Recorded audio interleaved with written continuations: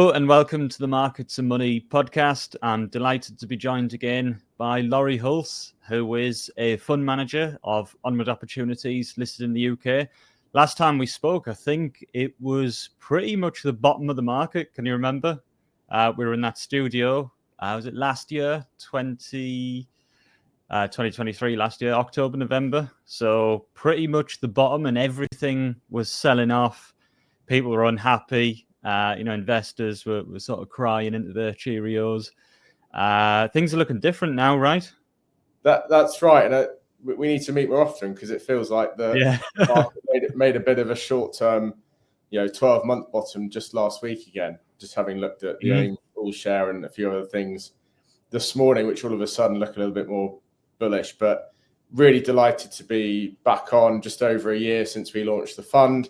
Onward Opportunities, as you say, it's a listed business. You can buy and sell shares in the fund and its portfolio. And we've got off to an encouraging start amongst that backdrop of kind of lows and higher lows in a number of the UK indices. Yeah, I guess for you, it's you were looking at things that are potentially on the floor, right? Where there is value, whereas I'm very much looking to buy momentum. But I think one thing, I don't know if you still own it, Burberry. So I've bought a load of those this morning. Technically, it's looking very good. And what I like about that is it put what looked like bad news out the other week and then rallied. So for me, that's quite interesting. Is that something that you were still holding? But yeah, Burberry is in our the Dowgate Smaller Companies Fund. That's not Onward Opportunities. It's a different fund, right? By a couple of colleagues and myself here. It's a unit trust. So with Burberry, it had the classic hallmarks of oversold, contrarian investment opportunity for the way we think. We are contrarian value investors. Burberry screened appallingly if you looked at a kind of snapshot EBIT today with all the well-documented headwinds the company's facing, slowdown in China, which is a key market, slowdown in luxury goods generally. But actually that snapshot was more than in the price we felt. It would kind of got to front page of the Daily Mail type territory. And whenever any kind of investment phenomenon reaches those sort of extremes, who's the hot potato going to be passed to next? Or indeed, who were owners of Burberry going to sell to next? We felt, and that perhaps a low point in the shares and the sentiment had been reached. Starting to understand the company, it's actually got a pretty consistent history of delivering 400 million of EBIT, upward, give or take, depending on the state of the world. And the market cap at £5.50, £6 per share, where we were buying, was about 2 billion. So we were kind of buying it on a 5 times EBIT recovery multiple. And just a brand like Burberry, that is totally wrong. These things trade nearer 20 times in a bull market for that brand heritage. And with the management and strategy change going on, we just felt the stars were aligning for a bit of an inflection point. And so it has proved to be. The shares are up nearly 100% from that £5.50, £6 level we were investing in a couple of months ago. It was a particularly tense one because some colleagues here at Dowgate felt that fair value was lower and the shares would continue to go down. So I was obviously relieved to see them go up for my own personal sort of reputation and internal kudos.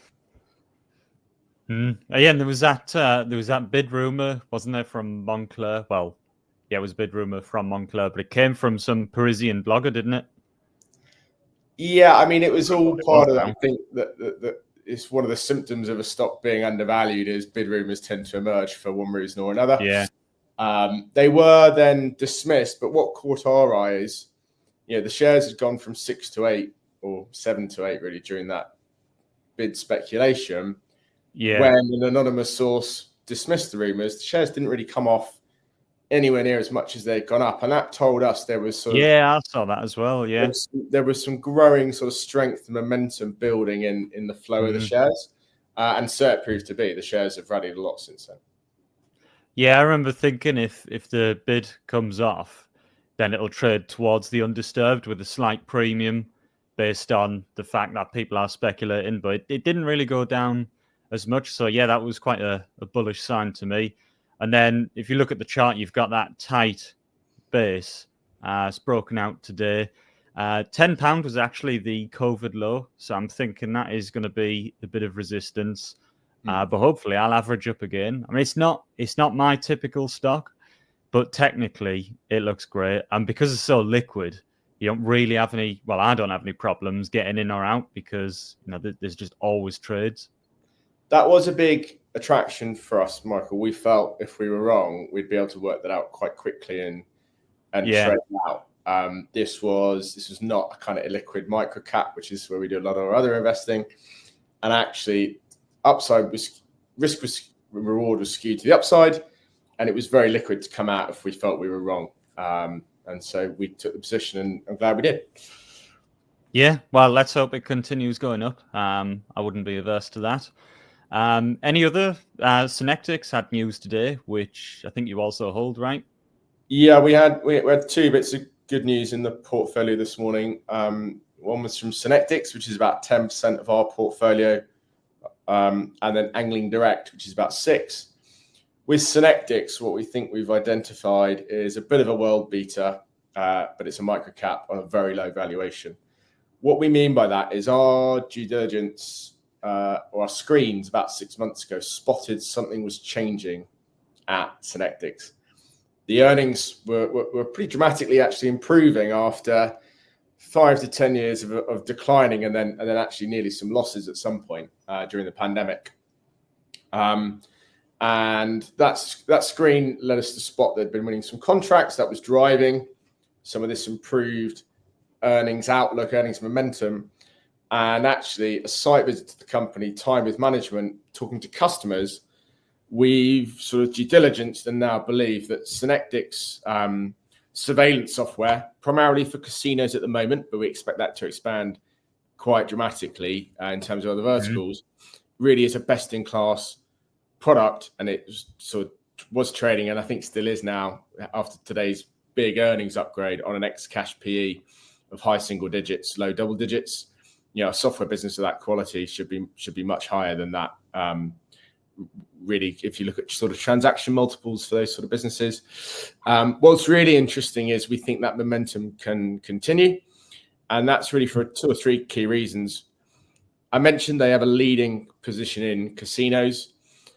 There's a lot of catch-up capex due in the casino market, where they basically shut down during the pandemic. You know, going to a casino was probably the worst possible thing for spreading a virus, all the chips. So they shut down for the pandemic and the lockdowns, and then really were under massive financial stress afterwards. So it's only now that they're really, you know, there's some overdue maintenance capex coming in many of Synectics' existing customers.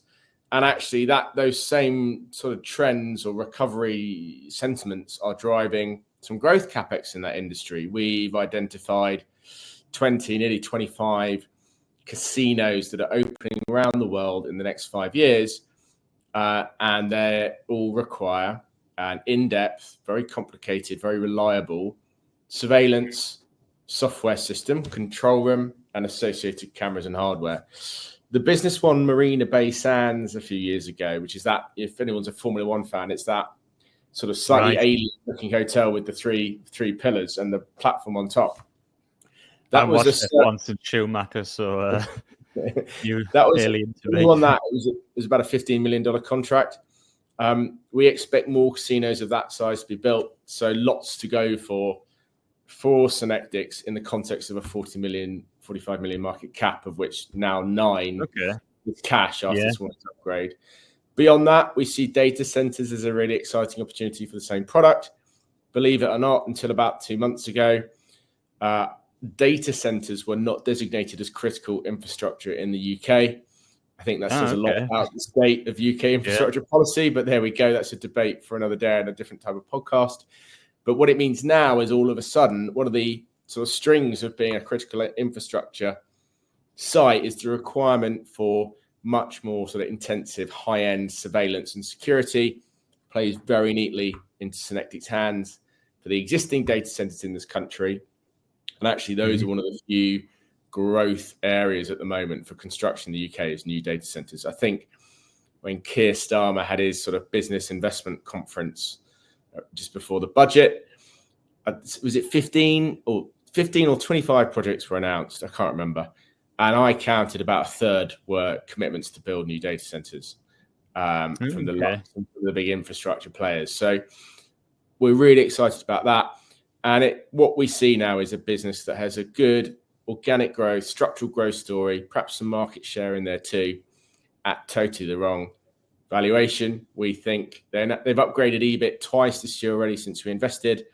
PBT. They upgraded PBT this morning to 4.3 from 3.9. It was 3.5 at the start of the year.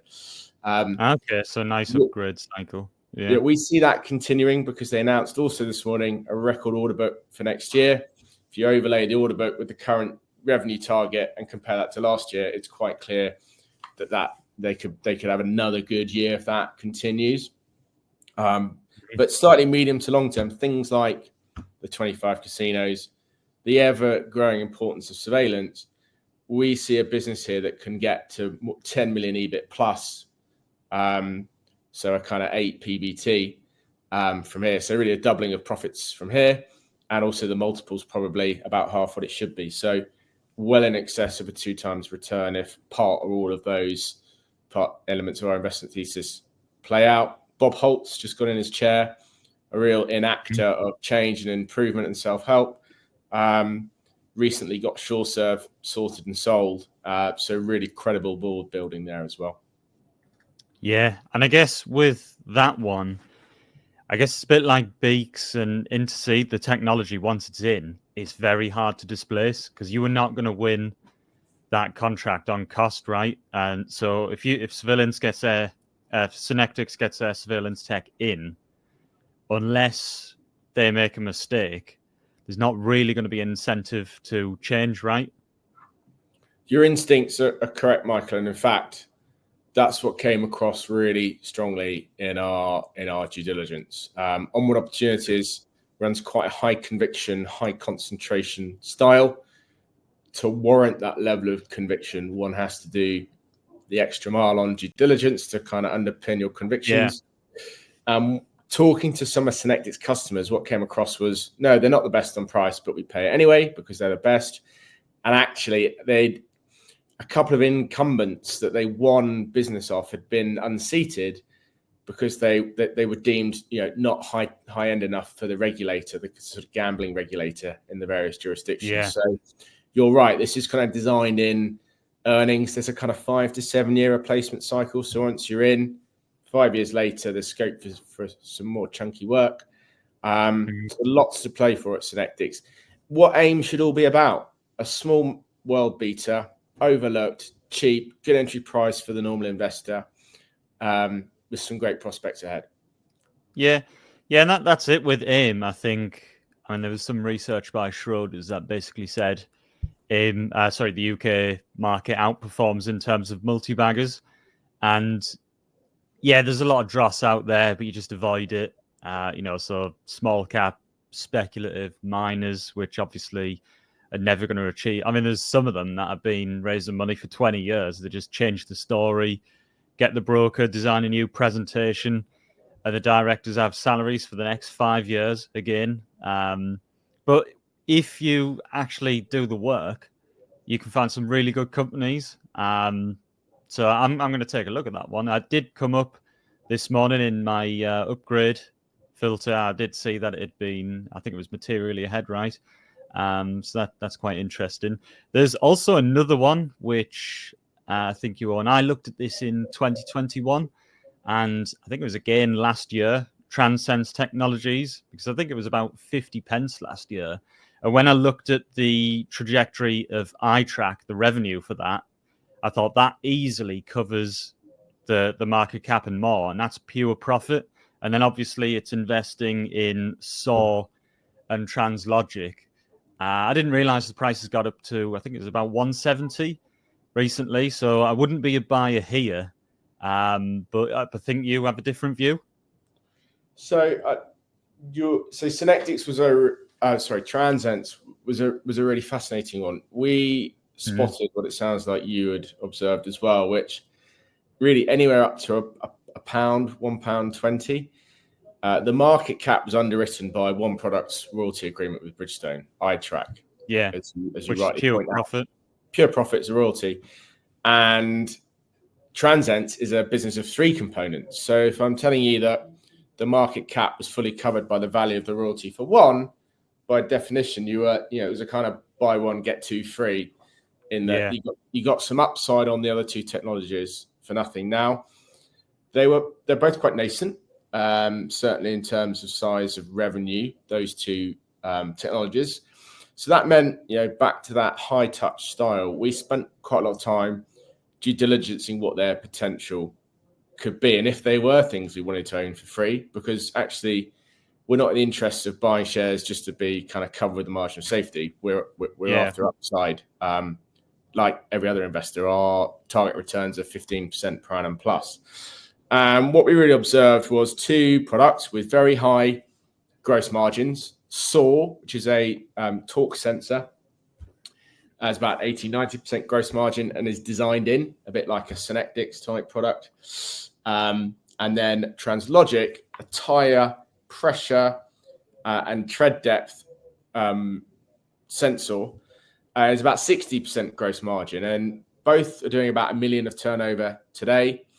Our work with the business, with some of its customers, analyzing things like the fleet management market for tires in the case of Translogic, or looking at really the scope of applications for torque sensors. Torque's kind of everywhere. Anything that moves has to measure its torque.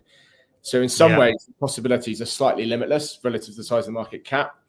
So look, in summary, we quickly got a view that these two technologies were definitely going to be worth something. And if we weren't paying anything for them, as long as the number was positive, we were happy. So we took the position on that basis at 80p to £1.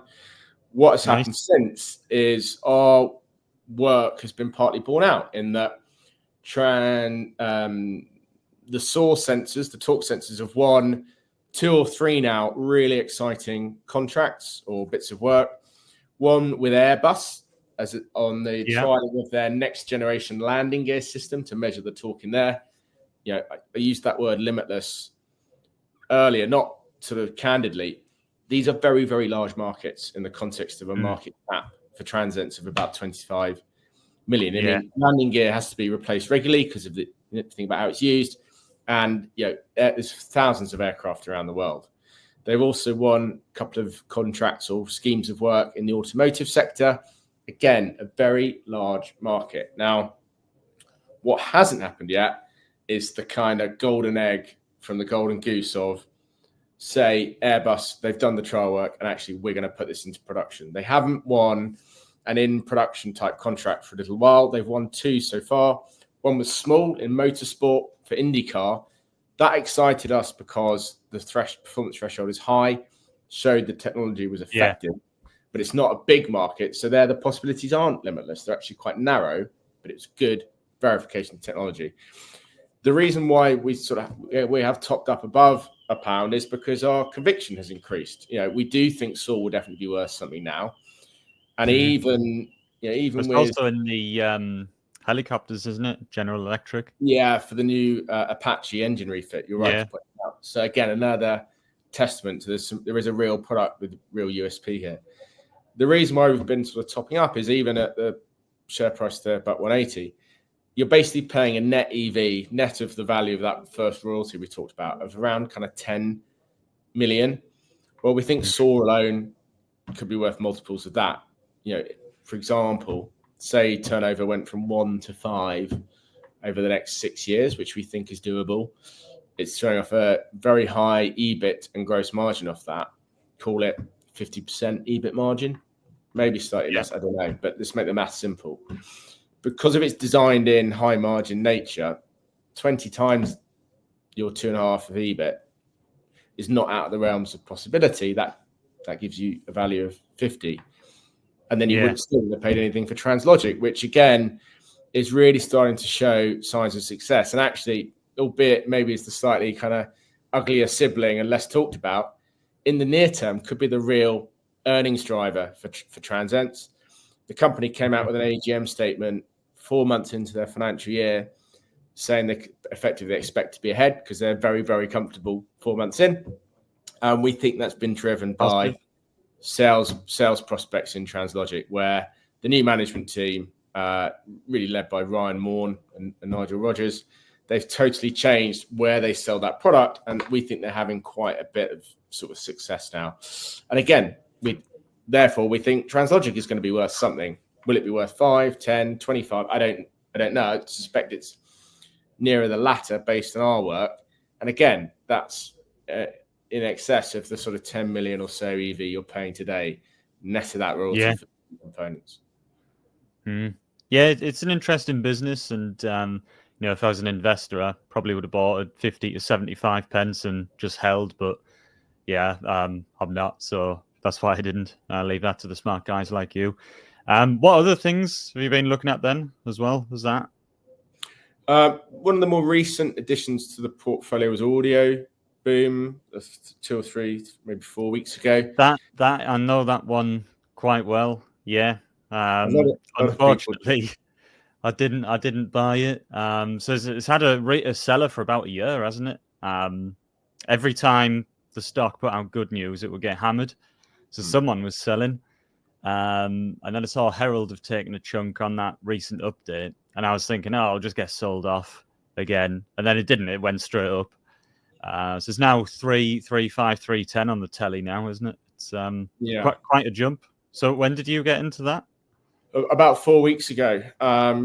We'd been tracking Audioboom for a little bit of time, really, because on a personal level, myself and a couple of members of the investment committee sort of become quite avid podcast listeners, and really seeing the US election play out, and really how a lot of commentators put Donald Trump's success, or certainly the extent of his success, down to his use of podcasts. We sort of thought corporates are going to hear that and copy it effectively, and therefore there should be some structural growth in advertising spend on podcasts.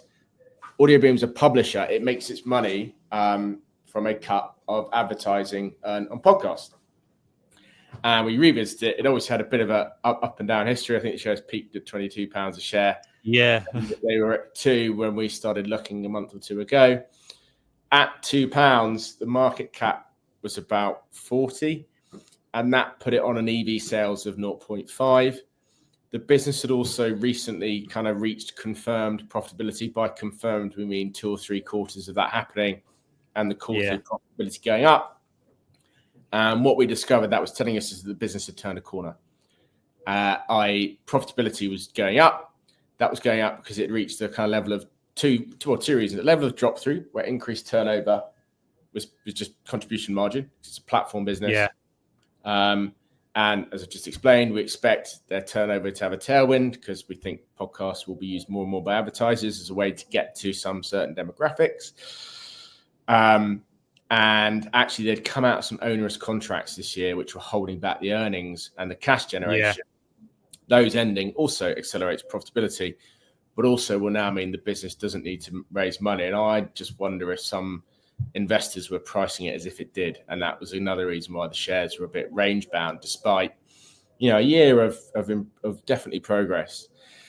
We expect turnover to grow through a few self-help measures as well, and that to improve margins at the same time. So a bit of a double kicker to the bottom line, and that's because even on existing sort of content that Audioboom's producing, we think the advertising unit rate will keep going up. It's been improving lately. So really the kind of price I think so. Per earlobe or per eardrum.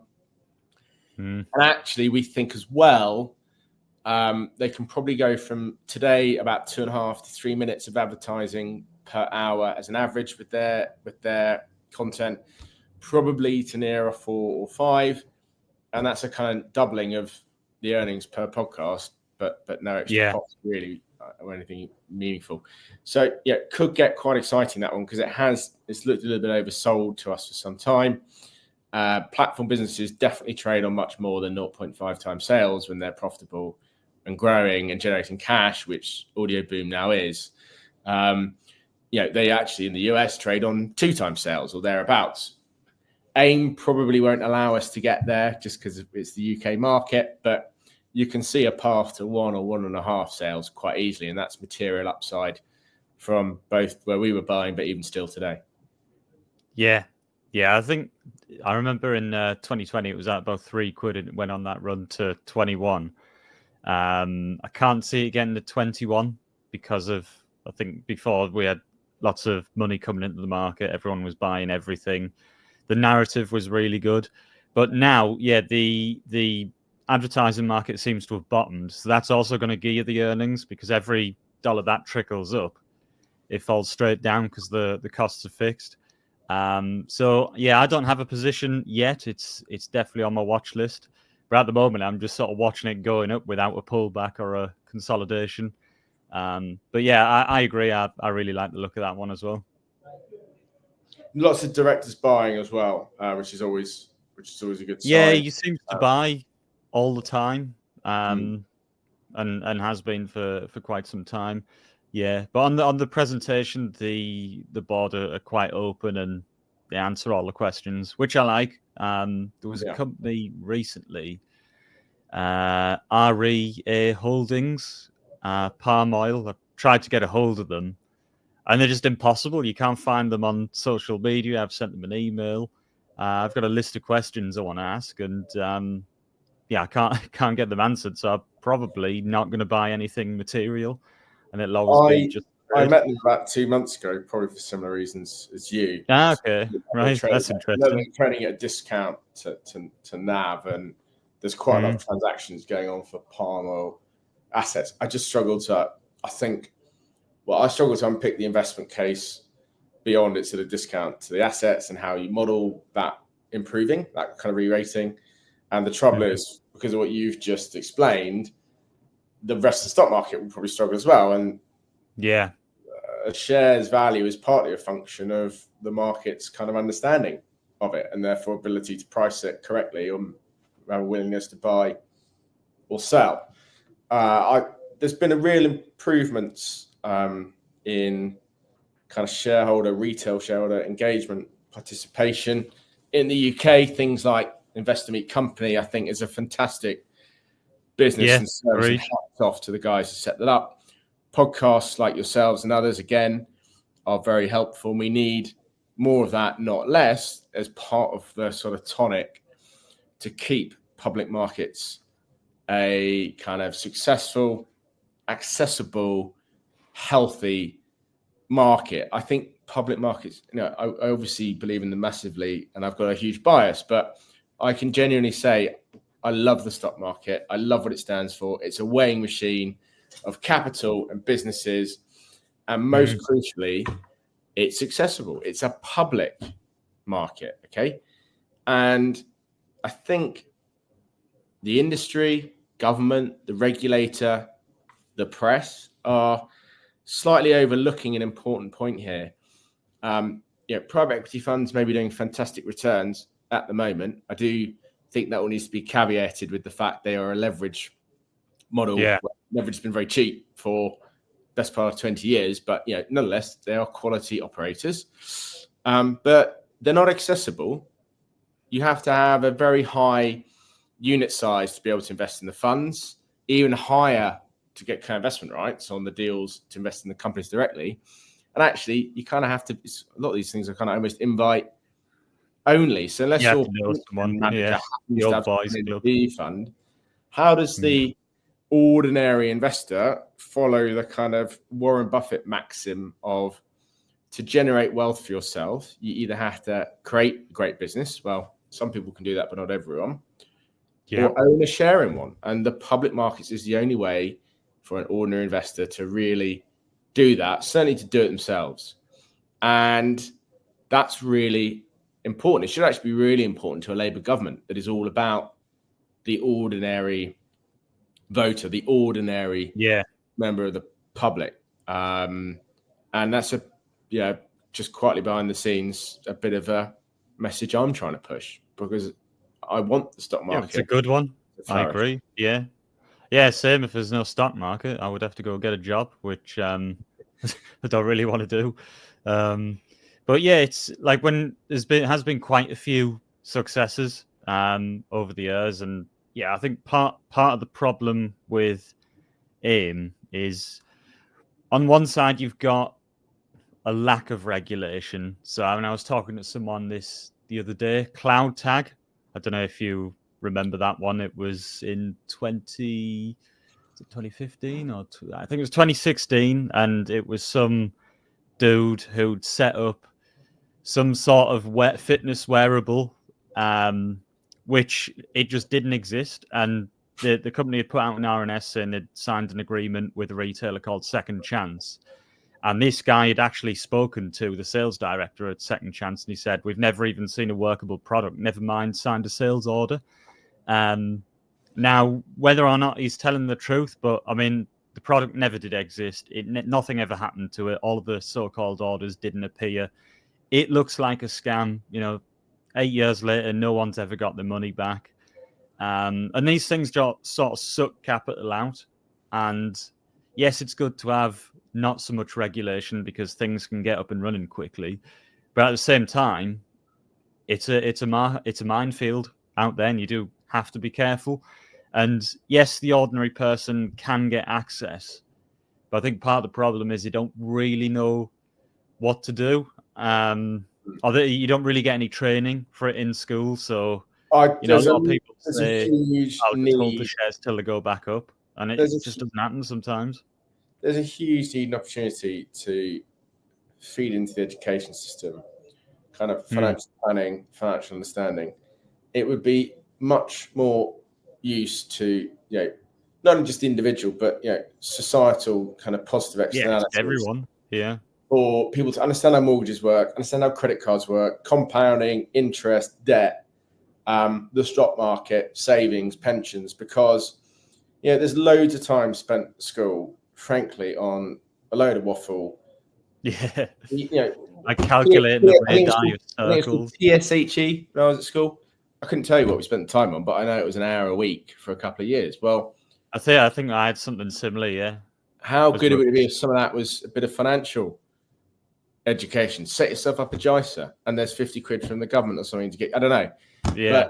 But it's definitely a problem. On the RNS point, when a financial services business releases any kind of information to the public, all the information has to be verified.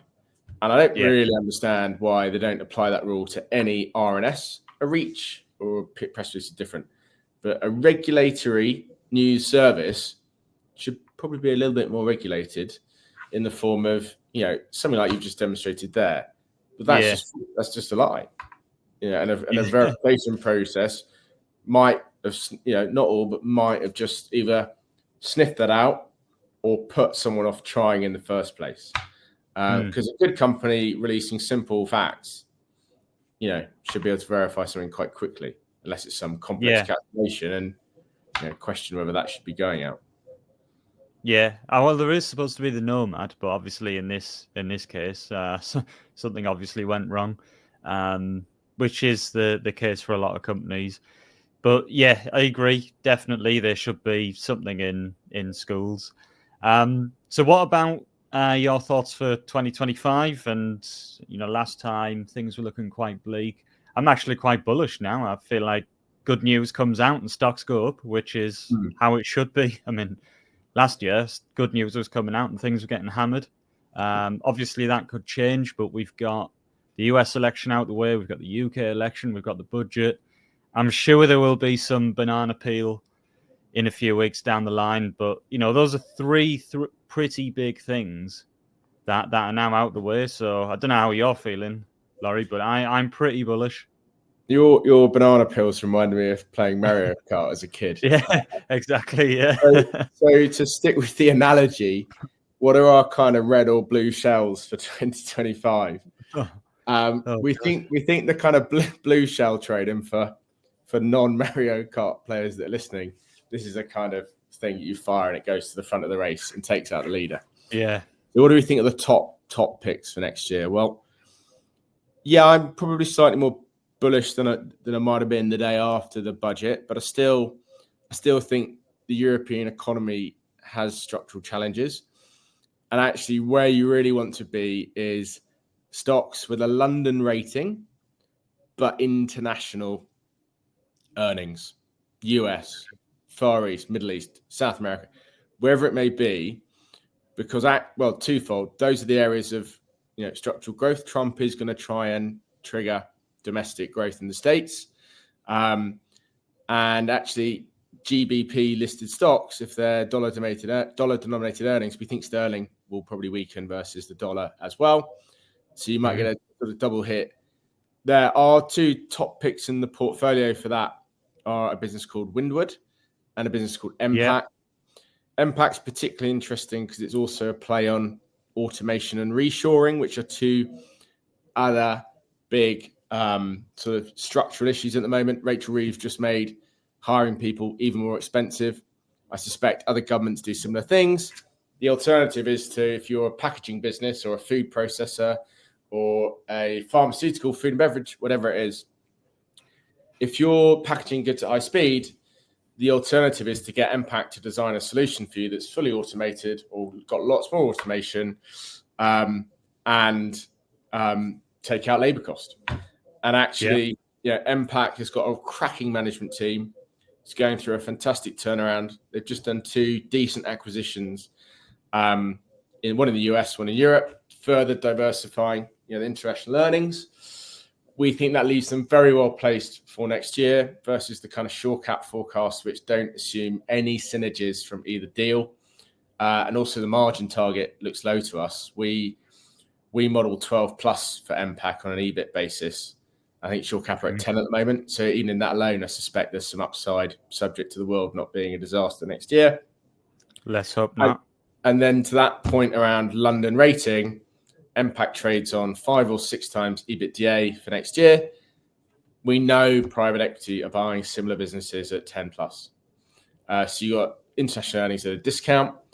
It's a business in a really good place. So that's a good structural top pick for us next year. The other being Windward, again, international earnings. Windward is the fastest growing tech business on AIM.